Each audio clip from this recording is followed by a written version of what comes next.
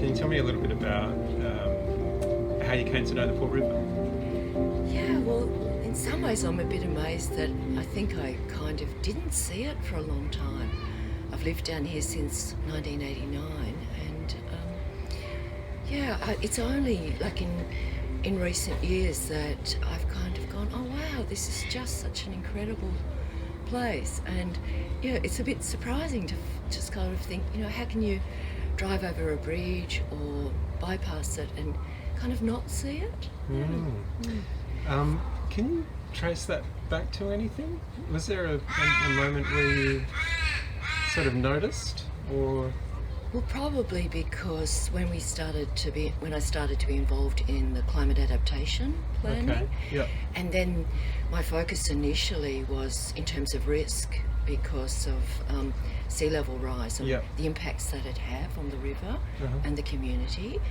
But then, in looking at that, we actually discovered there's millions of shellfish, for Uh-huh. example, here, and so.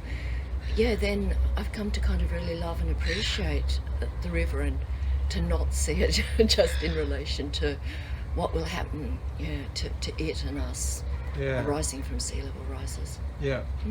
So you've gotten to know the river in a way, and that's been partly about getting to know some of its inhabitants. Yeah, well, one of the things that I suppose made us look more deeply was that I was introduced to the idea of living shorelines by a local ecologist, Perry Coleman, and embedded into that, as well as the mangroves and the samphires and the seagrass, were shellfish reefs. And that came at such a surprise that could be possible kind of in the Port River. And then when we started looking, some colleagues and I, to kind of discover, oh my goodness, there already are millions of shellfish sort of here. A lot of them are actually ferals. Okay. And so that was part of the exploration as well. And so, like, what is actually meant to be here? Uh-huh. And this is how you came to the Native Oyster. Yeah, it is. And so one of the things that I saw was that in Port Phillip Bay, Yep. in Melbourne, that they were doing a restoration project with native oysters, and that was part of this living shoreline concept, multi-species kind of reefs. But I rang them and said, would this work in the Port River? And they said, well, potentially yes. And then that led us to discover that in fact Kaurna history tells us, and colonial records as well, that there were native oysters in this area. In fact, it seems like the reefs were close to the small creeks that fed into the river, and Kaurna community kind of lived by those creeks, and kind of obviously part of their food source were these oysters. So in Newport Keys, when they were building that, middens were found with a multitude of different shellfish, including the native oyster. So the work that you've been doing with Estuary Care Foundation has been about recreating, restoring habitat for the oyster? Yeah, it's really that the habitat was taken away. Well, really, a lot of the oysters were taken in early colonial kind of times, and that happened all across the South Australian coast. Okay. And so really, our native oysters are a subtidal oyster. Yep. A lot of the ferals, the Pacific oysters and the mussels, are intertidal. So what's been taken out for the native oysters is actually their habitat. They need kind of shell or other, materials that they can kind of settle on. Okay.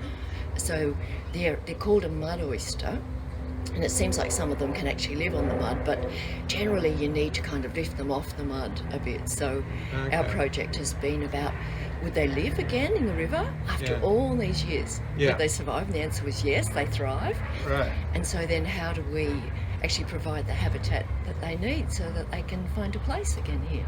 And how's that going? It's going really well. So far so good. We'll face a bit of a test this summer because we'll have an honours student who'll be looking at this, because we've got adult oysters in the river, and when they spawn we want to see if they will kind of settle and grow.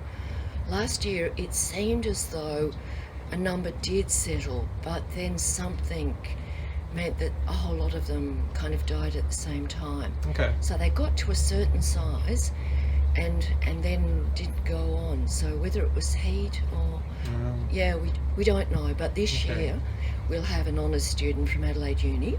Right. And that person will be diving and helping us to monitor what it is that's happening. Okay. So hopefully we can create a happy environment for the oyster, and what does that mean for the river and for the other creatures and animals that live in the river? Well, each oyster filters a bathtub of water a day, so it's part of a process of kind of cleansing the water. So the river is actually kind of pretty clean. Stormwater these days. Stormwater is our major source of pollution. And so you try and minimise the extent to which those pollutants come in. You've got to still keep working on that. But then all of the oysters, whether they're feral or not, or the mussels, are all part of this process. And so, it just contributes, like the river's in the process of healing itself. And if we can bring back some of the things that were part of this ecosystem, then we can contribute, sort of to that healing.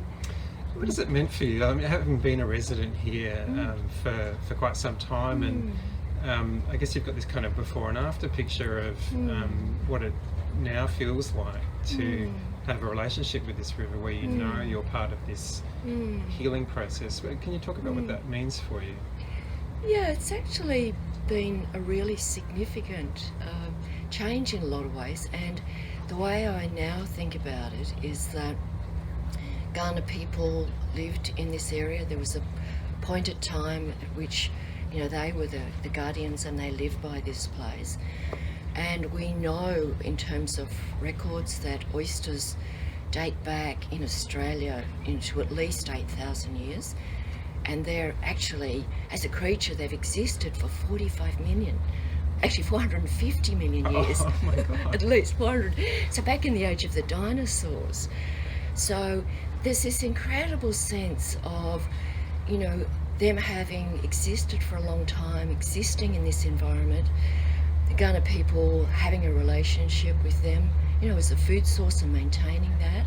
Yeah. Us being part of this kind of guardianship at present, and then after us there'll come other people as well who'll live alongside this river, and hopefully that will be part of their history and their enjoyment of this place as well. That's amazing. I hadn't realised how old oyster was. Yes. So that makes me wonder, what it's very hard to know what the intelligence or the experience of another being is. We can observe their behaviour. Oysters are very they don't appear to be doing a lot. Feeling free to speculate and move into the realm of feeling. What do you feel about the intelligence of oysters?